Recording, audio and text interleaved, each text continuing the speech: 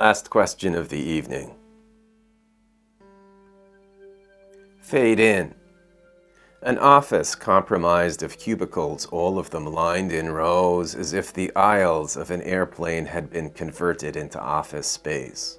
In each cubicle, a worker with a headset. "They're all liars," a voice says through one headset.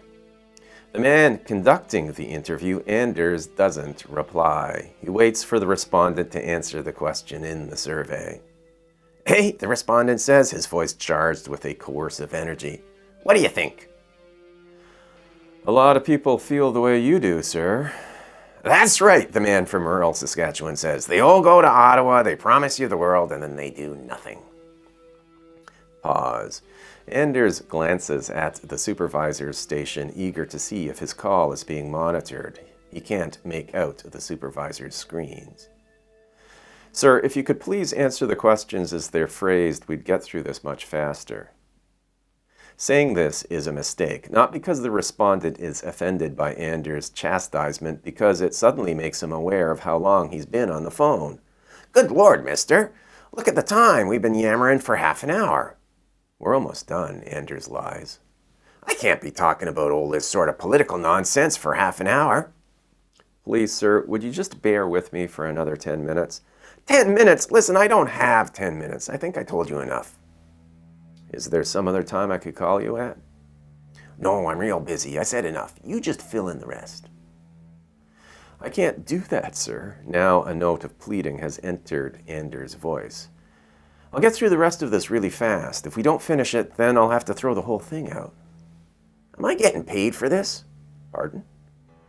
"Are you sending me money? I give you a lot of my time. I expect something in return." "Sorry, sir. The company I work for hardly pays me anything. I don't think they'd be generous enough to start mailing checks to all the people we interview." This attempt to establish a sense of camaraderie falls flat. "I'm serious, mister. I gotta go," the man says. The line is cut. Anders lets out a deep sigh and swivels around in his chair. He first looks at the supervisor's station, then the clock. It's 20 to 10. An incredible exhaustion, mitigated by the proximity of quitting time, washes through him. He rubs his eyes and stands up. Laura, one of the supervisors, casts him a condemning glance. Feeling guilty, then an instant later, feeling with defensive pride that he does his fair share of work and deserves the occasional break, he walks over to the station. "Checks in?" The question is virtually rhetorical. Laura looks at him with her glassy, neutral eyes. "No," she says. "They were supposed to be here at 5, Anders says. "Don't blame me. There was some screw-up with the payroll system." "Yeah, well," Anders bites his tongue. He simply says, "I need that money." "You're not the only one," Laura smiles tightly. "They'll be in tomorrow." "I'll be hungry tomorrow." Perhaps Laura feels a touch of compassion for him. She regards him with full attentiveness, but then she says, "You should plan ahead." Anders gives her a "what's that supposed to mean" look, then turns away to make a trip to the washroom. On the way back, he notices one of the senior analysts behind the glass wall that separates the executive offices from the hall that leads to the tele-research room where the interviewers work. The analyst is a bulky guy who's shaved his head bald and clearly works out. He has the aggressively friendly, somewhat sinister manner of a doorman at a nightclub. In front of him is a woman in a power suit. Anders only glimpses all of this as he walks down the hall. When he gets back to the workstation, it's 12 minutes to 10. This is just around the time when one of the supervisors begins walking around and telling everyone who's not on a survey to log off. Anders feels a contented relief. He figures he'll find a way to feed himself until tomorrow. He fingers the change in his pocket, his clinking life's savings. At 10 to 10, Jeremy, one of the few consistently nice supervisors, begins walking down aisles. Anders stretches his arms. Then Jeremy's voice becomes audible. "Don't log off. We'll be working to 10. And if you're not on a survey, keep dialing." But Jeremy, a whiny voice says, this survey is super long. If we get someone now, we'll have to be here till like midnight. I'm just passing my orders along. I don't want to stay here any more than you do, Jeremy says. Then he adds, as if as an afterthought, we're going to be starting another survey at 10. What? A Jamaican woman named Celia says. I'm sorry, but that's the way it is. We've got a rush job from the policy group, and everyone has to work till 1:15. The policy group isn't technically part of the company that Anders works for. Anders' company is called Wingate Research, and it's a pollster for the federal Liberals. The policy group has its office halfway down the hall between Wingate's executive suites and Anders' workplace. It in turn does polling for the provincial Conservatives. Both firms use the same interviewers. Celia says loudly, I sign up for 10 and that's when I'm leaving. You want people to stay extra hours, you tell them in advance. Anders listens to Celia with a distant kind of neutrality. He doesn't share her fury. Then he starts thinking about what's going on and gets angry not only because Celia has a point, but because she isn't pinpointing the exact nature of the way the truth is being spun. The description of this survey as a rush job is a misnomer.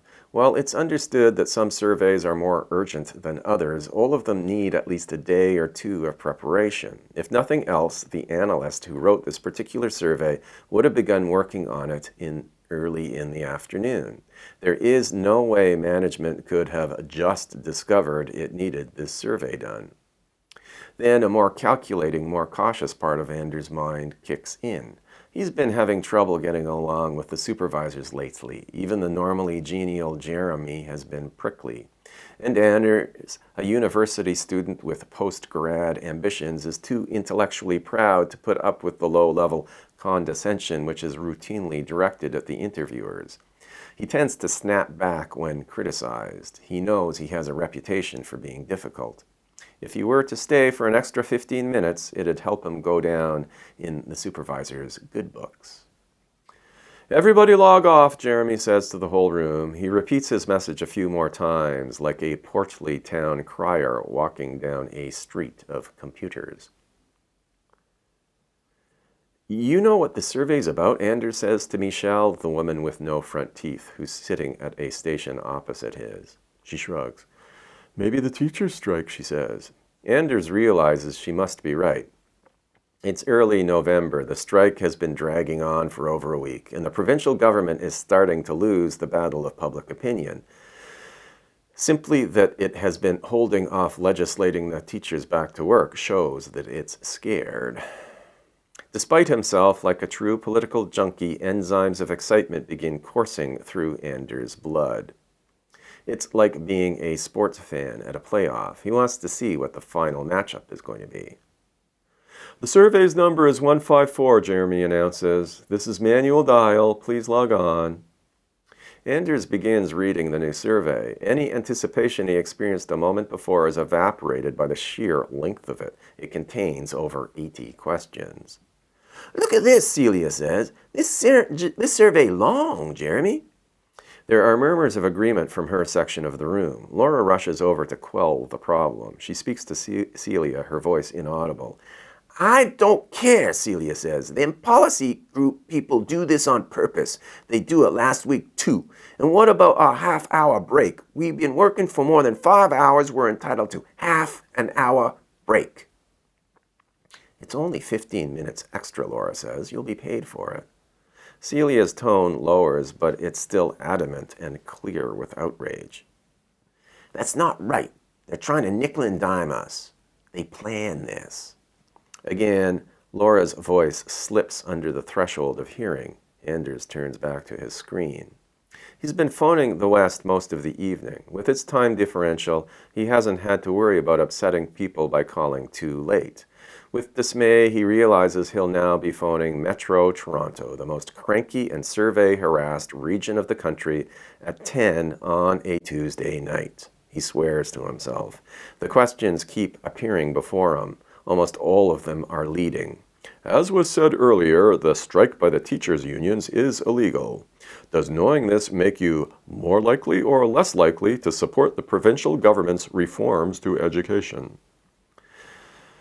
It's just another 15 minutes, the interviewer sitting next to Anders says. He's a skinny skateboarder named Lance.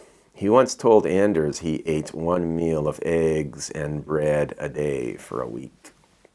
Anders looks back at Lance with an aghast expression. Are you kidding? Lance shrugs. He slouches deeply in his seat. Just phone a couple of numbers, look like you're working, make him happy. Anders' emotions shift very abruptly. Lance is right. Pretend to be a good employee. But at 10 sharp, a mutiny breaks out. People begin rising from their seats, starting, it seems, first with Celia. I got a connecting bus to catch, she says by way of explanation. Hunger gnaws at Anders' stomach. He only had a can of sardines for supper. He was counting desperately on the paycheck. He figured after work he'd make a beeline to a bank machine, deposit his pay, then treat himself to dinner at a souvlaki place. Physical discomfort reminds him of how much he hates his company. Despite his resolution, almost involuntarily, Anders finds himself rising from his seat. He makes an extra show of lining up his keyboard neatly on his desk and putting on his coat with a genteel calm. What are you doing? Michelle says. I'm not staying. This is ridiculous. What, we're supposed to phone people now and ask them a bunch of propagandistic questions for half an hour? It's a job. Barely. As Anders is walking toward the supervisor's station, the man who was in the front office, the one with the bald head and fighter's build, enters. He sees the mass of people huddled around the sign-out sheet. What's going on? He says loudly to Laura. People don't want to stay. They signed up till 10 o'clock and they're leaving. The tough, bald man looks around him. For a second, his expression is so similar to that of a captain trying to give orders to soldiers who are on leave that Anders wants to laugh. Then the man composes himself and his face becomes a managerial mask. Everybody, could I have your attention? He says loudly. Everyone, listen, this is a rush job. It's very important. We need you people to stay.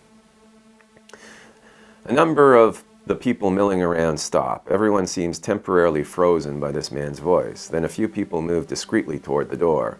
Listen, I know it's late and I know you people want to get home, but we have to start getting results on this particular issue. Certain people, important people, need feedback and they need something that they can start working with first thing tomorrow. So everybody, would you please just return to your stations? If we all pitch in, we can make a dent on this baby. Some people seem to have been convinced by this man's manner, but no one actually returns to a station. Seeing this, the man adds, in a deal-maker's tone, I'll give you a bonus.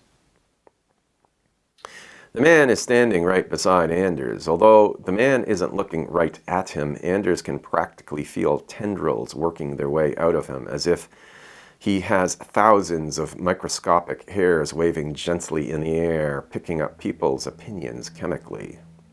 How much? Anders says. His voice is steady, but he's surprised at how fearful he feels. Come on, the tough bald man is saying to everyone, clapping his hands together. Then he turns to Anders, his body language like that of an adult irritated by a child. Anders watches as the man's eyes settle on his. They are disconcertingly focused. They are powerful and unblinking. When the man's mouth moves, there is the slightest of hesitations when he pronounces his first syllable. $3. The adrenaline that Anders experienced minutes before comes back to him stronger. You gotta be kidding.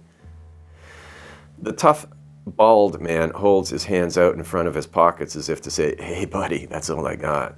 Then the man says, you think you're worth more?